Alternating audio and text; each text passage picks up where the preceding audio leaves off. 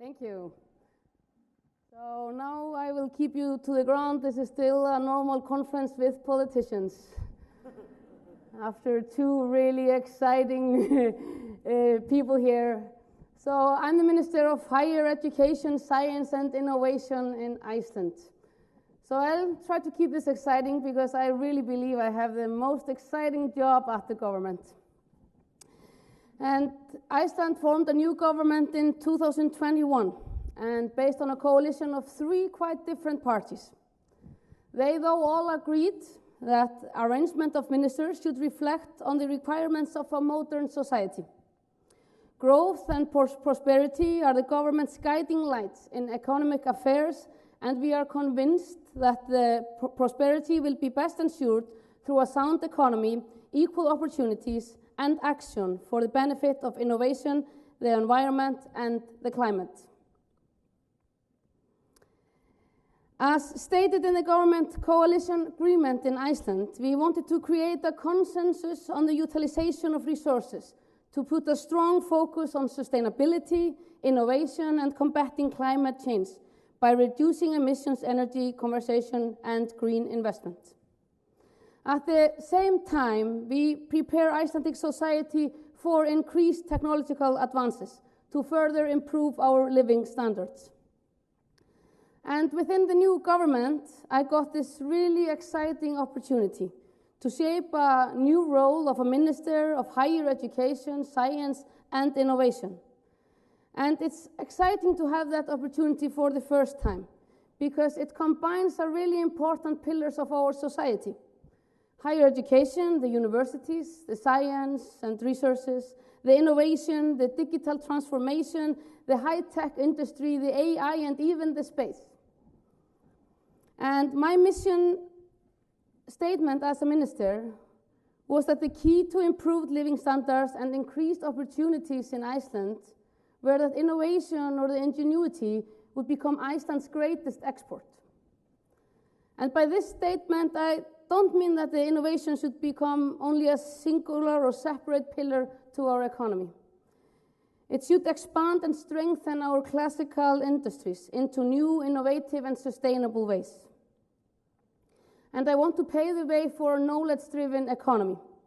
And I am convinced that we have much to provide to others based on our strong foundation in research, development, innovation, and international collaboration. But what is sustainability and why are we discussing it today? Sustainability must be more than a fancy word for politicians and leaders and companies to discuss on a fancy conferences like this. We need to have the urge for the people that don't attend these conferences to do something about it. And sustainability is a much broader concept than many think, and complex at the same time. It's not just about founding green solutions, it's also about how we implement them and make them an integrated part of our society and daily life. And Iceland is a small nation, located in a generally isolated island. Our economy is small, our currency is tiny, and our language is one of the smallest in the world. And we'll probably be the only Nordic countries not competing in the final Eurovision on Saturday. But let's see today. But still we punch above our weight because our language is the second language in the ChatGPT after English. And there are endless opportunities. Iceland scores very high in terms of life quality measurements. We are a modern, peaceful society with high living standards, high quality education, modern infrastructure, and stable government. And when we combine these factors with plenty of space, a stunning environment, clean air and water, it is quite easy to understand why Icelanders score high as one of the happiest countries in the world, despite the weather. And the weather is never dull. There is a saying in Iceland that the weather is never bad. There is only a bad clothing. And because of our small size, Iceland is doing quite well on developing innovative solutions and creative output. Because Icelandic startups, they must think globally from day one. And through the usual combination of creative minds and excellent science and resilience, on top of a short communication routes and agile innovation ecosystem, unique startups addressing global challenges flourish now in Iceland. And Iceland should become a cradle of new climate solutions based on our resources, knowledge, and location, and we are already seeing clear signs of this thing already happening. Just like running tide. That's a carbon dioxide removal company from the United States that expanded into Iceland to work on research and development related to its carbon removal system that amplifies the natural pathway to the ocean to durably remove carbon in a scalable way. And they chose Iceland because we are competitive and we have green energy, and they saw the opportunities to build up there. But we have, of course, had our challenges. Living in Iceland hasn't always been easy. Through the ages, we have relied on natural resources and experienced the risks involved. And the country, we were in our element when the herring adventure was at its height by mid-last century, creating thousands of new jobs, mainly within the small village of Sigurbjörnsdóttir, located in the north of Iceland. And almost half of the nation's export income was based on the herring during these days. However, almost overnight, in 1968, the herring disappeared. The adventure was over. 10,000 to 12,000 people who had moved to Sigurbjörnsdóttir suddenly lost their jobs. And to mention, Icelanders were only 200,000 at the time. But we did not let that stop us, and today Icelanders have the most sustainable fishing industry in the world.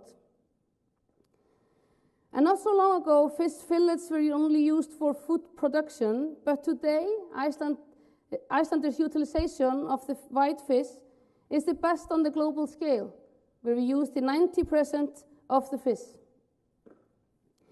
Fish is no longer just a fish. Fish is also a wound healing product, fish oil and nutritional supplements, and a medical production. But fish is also a source of high fashion materials and cosmetics.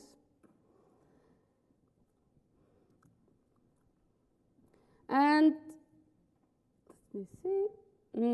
not so many years ago, coals were used to create all the energy needed to drive Icelandic industry and power Icelandic homes.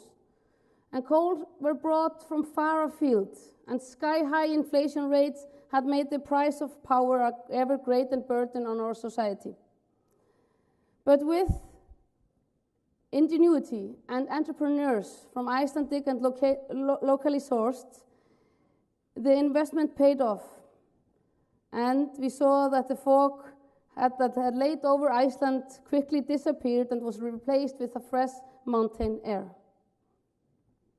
Today, our geothermal energy accounts for 90% of the house heating in Iceland, and we have 100% of renewable energy. It has opened up very many opportunities and possibilities in Iceland, such as energy-intensive business, algae production, greenhouse agriculture, data centers, and the wellness industry, making the most of our geothermal resources. And the solutions are endless, and we have the experts in Iceland. And we have spent the last decades building up strong infrastructures. Iceland is also connected to Europe and America through our 4 international submarine cables, and the latest one was commercialized this year. That new cable is called IRIS and will enhance latency performance immensely. And I would like you, in the end, just to give you 2 short examples of our amazing, innovative companies that are changing the world. One is Marel. They are transforming the way food is processed, supporting the production of high-quality, safe, and affordable food by promoting solutions, service, and software to the fish. Marel traces its origins back to the University of Iceland, and the Icelandic fish processing plants are getting more value out of each fish, more value than seen elsewhere, and that comes from using the latest technology and innovation coming from, among others, than Marel. While Marel is working within the field of fish processing, Kerecis is using the product of fish in a very different way. Kerecis was established in 2007, and the founders and their idea was to use fish skin as the active ingredient in medical device for human tissue repair. Most tissue transplant products were at the time, and still are, based on tissues of human or porcine organ. These products are not ideal for the purpose because of technical issues in production, as well as cultural barriers using products from those origins. In addition to that, the products weren't as effective as needed. The founders of Kerecis, they discovered that the fish skin is much more suitable to purpose, since fish skin can be gently processed and does not transfer any virus to human, in addition to no cultural barriers. And their plan was to develop products based on fish skin for treatment of diabetic and other chronic wounds. Their products show high efficacy, and during preclinical and clinical trials, they got an FDA approval for their first product. Kerecis have now established themselves in the US with their amazing fish skin wound healing product. Dear guests, Iceland is ready to embark to the next steps towards a sustainable, technological, and innovative society. The Icelandic government is convinced that the innovation will play an ever more important role in our society. I think one of the most valuable things Iceland can offer generally is a partnership in piloting new solutions. We need to transition a very big part of our economy, and piloting solutions that do that in a smaller, nimbler society that is open to change and committed to fight climate change is a valuable step in the chain to making solutions scalable and deployable across the world.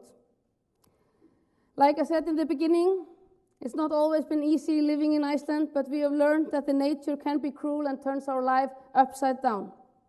As we have faced these difficult challenges, we have learned that nothing lasts forever, and we always need to be prepared. Iceland may be a small country, but we think big and we act. And that's what we did when the herring disappeared and when the catastrophic volcanic eruptions have occurred. And that's what we are going to keep on doing. The key to success is cooperation. In solving one of the biggest challenges of our time, the cooperation of the private enterprise and the public sector is a key factor, but also a cooperation between countries and continents. Dear guests, we should not only use our head and our ingenuity, but we should also use our heart to find enthusiasm and courage to do things better and differently. Thank you.